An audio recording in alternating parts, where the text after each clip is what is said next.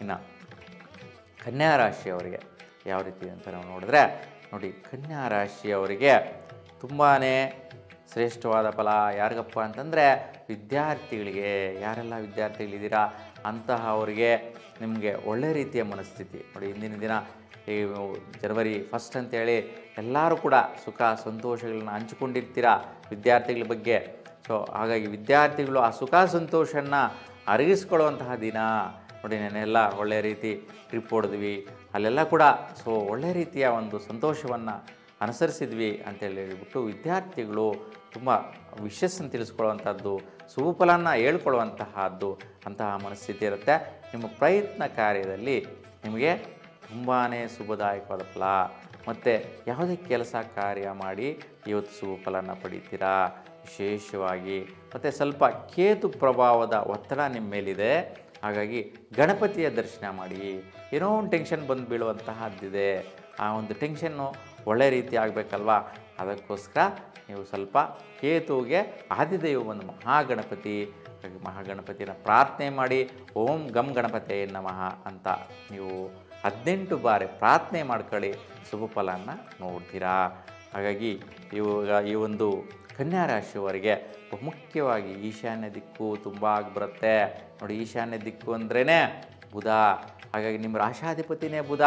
ನಿಮ್ಮ ರಾಶಿಯಿಂದ 3ನೇ ಸ್ಥಾನದಲ್ಲಿ ಗೋಚಾರದಲ್ಲಿರ್ತಕ್ಕಂತಹ ಬಲ, ನಿಮ್ಮ ಪ್ರಯತ್ನ ಬಲ ಸಕ್ಸಸ್ ಆಗುತ್ತೆ. ಹಾಗಾಗಿ ಈಶಾನ್ಯ ದಿಕ್ಕಿಗೆ ಪ್ರಯಾಣ ಮಾಡಿ, ಏನಾದರೂ ಕೆಲಸ ಕಾರ್ಯಗಳಿಲ್ಲದೆ ಪ್ರಯತ್ನ ಮಾಡಿ ಶುಭಫಲ ನೋಡ್ತೀರಾ. ಸಂಖ್ಯೆ ಕೂಡ 5 ಅಂದ್ರೇ ಬುಧ. ಹಾಗಾಗಿ ಬುಧನ ಸಂಖ್ಯೆ ಬಂದಿದೆ, ಬುಧನ ದಿಕ್ಕು ಬಂದಿರತಕ್ಕಂಥದ್ದು ಶುಭಫಲ ಕೊಡ್ತಾ ಇದೆ.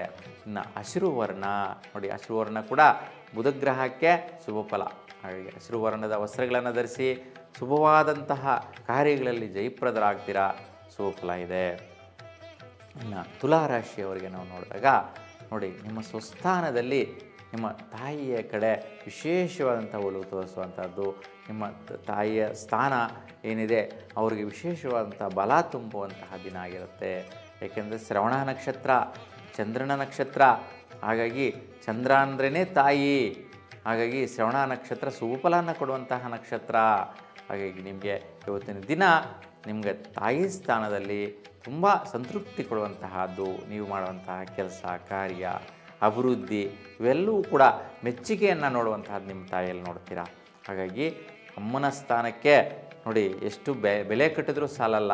ಹಾಗಾಗಿ ಇವತ್ತಿನ ದಿನ ತಾಯಿಗೆ ಒಳ್ಳೆಯ ರೀತಿಯ ಸಂತೃಪ್ತಿಕರವಾದಂತಹ ದಿನ ನಿಮ್ಮಿಂದ ಆಗತ್ತೆ. ಈ ರೀತಿಯ ಶುಭಫಲ ನಿಮ್ಮ ಮನೆ ಕಡೆ, ನಿಮ್ಮ ತಾಯಿ ಕಡೆ ನಿಮಗೆ ಉಂಟಾಗುವಂತಹದ್ದು ಶ್ರೇಷ್ಠಕರವಾಗಿದೆ. ಉತ್ತರ ದಿಕ್ಕು ತುಂಬ ಶುಭದಾಯಕವಾದ ಫಲ ಕೊಡುತ್ತೆ ನೋಡಿ. ಉತ್ತರ ಅಂದರೆ ಕುಬೇರ, ಹಾಗೆ ಗುರುಸ್ಥಾನ, ಹಾಗೆ ಶುಭ ಫಲ ಅಭಿವೃದ್ಧಿಯನ್ನು ಪಡೆಯುವಂತಹ ಸ್ಥಾನ ಸಂಚಾರ ಚೆನ್ನಾಗಿದೆ.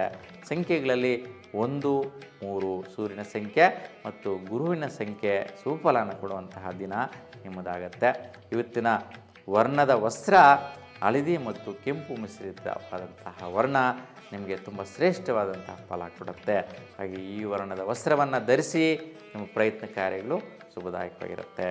ಇನ್ನು ವೃಶ್ಚಿಕ ರಾಶಿಯವರಿಗೆ ಯಾವ ರೀತಿ ಫಲ ಇದೆ ಅಂತ ನೋಡಿ. ನಿಮ್ಮ ರಾಶಿಯಲ್ಲೇ ಬುಧ ಸಂಚಾರ ಆಗ್ತಾ ಇದೆ, ಅದಕ್ಕೆ ಒಳ್ಳೆಯ ಬುದ್ಧಿವಂತರಾಗಿರ್ತೀರಾ. ನಿಮಗೆ ರಾಶಾಧಿಪತಿ ಕುಜ ಭಾಗ್ಯದಲ್ಲಿ ನೀಚನಾಗಿದ್ದು ಕೂಡ ಹಠ ಸ್ವಭಾವ ಮನಸ್ತತ್ವ ಜಾಸ್ತಿ ಇರುತ್ತೆ. ಹಾಗಾಗಿ ನೀಚವಾಗಿ ಹಠ ಮಾಡ್ತೀರಾ, ಅವೆಲ್ಲವೂ ಕೂಡ ಫಲಿಸುವಂತಹ ದಿನ. ಯಾಕೆಂದರೆ ಭಾಗ್ಯಾಧಿಪತಿ ಸ್ಥಾನಾಧಿಪತಿ ಚಂದ್ರ ಇವತ್ತು ಒಳ್ಳೆ ರೀತಿಯಲ್ಲಿರ್ತಾನೆ, ಶ್ರವಣ ನಕ್ಷತ್ರದಲ್ಲಿ ಸಂಚಾರದಲ್ಲಿರ್ತಾನೆ. ಹಾಗೆ ಶುಭವಾದಂಥ ಫಲ ಪಡಿತೀರಾ. ವಿಶೇಷವಾದಂಥ ಪ್ರಯತ್ನ ಭಾಗ್ಯಗಳನ್ನು ಪಡೆಯುವಂತಹದ್ದು.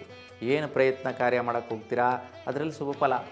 ಏನು ಕಾರ್ಯ ಮಾಡೋಕ್ಕೆ ಹೋಗ್ತೀರಾ ಬಲವಾಗಿ ಅದರಲ್ಲಿ ಪರಾಕ್ರಮ ಮಾಡ್ತೀರಾ, ಅದನ್ನು ಜಯಿಸುವಂತಹ ದಿನ ನೋಡಿ. 2-3 ರೀತಿಯಲ್ಲಿ ನಿಮಗೆ ಬಲ ಕೊಡುವಂತಹದ್ದಾಗಿರುತ್ತೆ. ಹಾಗಾಗಿ 2-3 ಗ್ರಹಗಳ ಒಂದು ದೃಷ್ಟಿ ಸಂಚಾರ ಸ್ಥಿತಿ ನಿಮಗೆ ತುಂಬಾ ಉತ್ತಮವಾಗಿದೆ, ವೈಪರೀತ್ಯ ಇಲ್ಲ. ಸೊ ನಿಮಗೆ ಇವತ್ತಿನ ದಿನ ಆಗ್ನೇಯ ಪ್ರವೇಶ, ಆಗ್ನೇಯ ದಿಕ್ಕಲ್ಲಿ ಪ್ರಯಾಣ ಮಾಡಿದ್ರೆ ತುಂಬಾ ಶುಭದಾಯಕವಾದ ಫಲ, ಶ್ರೇಷ್ಠವಾದ ಫಲ ಸಿಗುತ್ತೆ. ಇನ್ನು ಸಂಖ್ಯೆಗಳು 2, 9 ಚಂದ್ರನ ಸಂಖ್ಯೆ ಮತ್ತು ಕುಜಿನ ಸಂಖ್ಯೆ ತುಂಬ ಉತ್ತಮವಾದಂತಹ ಫಲ ಕೊಡುತ್ತೆ.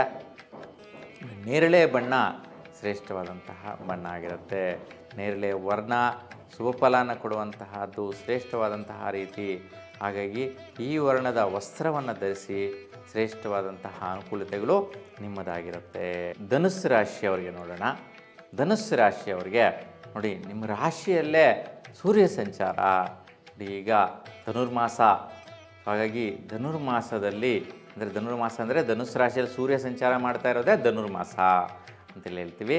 ಇವಾಗ ಪುಷ್ಯ ಮಾಸದಲ್ಲಿ ಸೂರ್ಯ ಸಂಚಾರ ಆಗುವಂಥದ್ದು ಧನುಸ್ಸು ರಾಶಿಯಲ್ಲಿ, ಹಾಗಾಗಿ ಇದನ್ನು ಧನುರ್ಮಾಸ ಅಂತೇಳಿ ಹೇಳ್ತೀವಿ.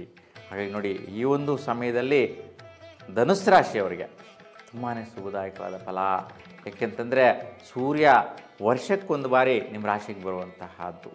ಹಾಗಾಗಿ ಒಂದು ತಿಂಗಳ ಕಾಲ ನಿಮ್ಮ ರಾಶಿಯಲ್ಲಿರ್ತಾನೆ. ಹಾಗಾಗಿ ಈಗ ನಿಮ್ಮ ರಾಶಿಯಲ್ಲಿ ಸೂರ್ಯ ಇರೋದು, ದ್ವಿತೀಯದಲ್ಲಿ ಚಂದ್ರ ಗೋಚಾರದಲ್ಲಿ ಶ್ರವಣ ನಕ್ಷತ್ರದಲ್ಲಿ ಸಂಚಾರ ಇರ್ತಕ್ಕಂತಹದ್ದು.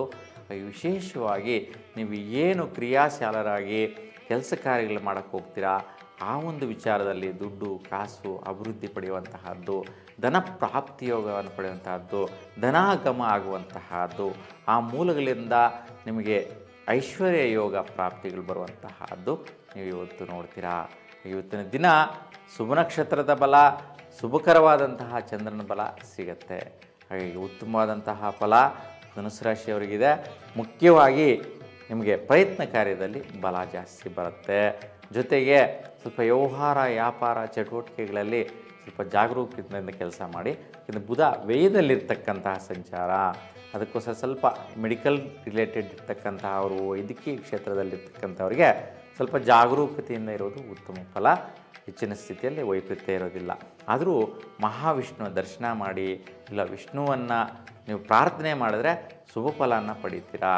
ಹಾಗಾಗಿ ಈ ಧನುಸ್ಸು ರಾಶಿಯವರಿಗೆ ಏನೆಲ್ಲ ಯೋಗಗಳನ್ನು ಇವತ್ತು ಇಷ್ಟಪಡ್ತೀರಾ ಅವೆಲ್ಲ ಕೂಡ ಸಕ್ರಮವಾಗುತ್ತೆ. ಏಕೆಂದರೆ ಚಂದ್ರ ಸಂಚಾರ ಗೋಚಾರದಲ್ಲಿ ಶುಭದಾಯಕವಾದ ಫಲ ರೀತಿ ನೋಡ್ತಾ ಇದೆ.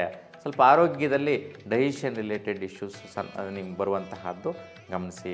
ಇನ್ನು ನಿಮಗೆ ಪಶ್ಚಿಮ ದಿಕ್ಕು ತುಂಬ ಚೆನ್ನಾಗಿ ಆಗಿ ಬರುತ್ತೆ.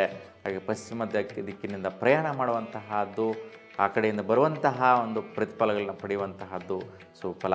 ಸಂಖ್ಯೆಗಳಲ್ಲಿ 1 ಸೂರ್ಯನ ಸಂಖ್ಯೆ ಮತ್ತು ಶುಕ್ರ 6 ಸಂಖ್ಯೆ.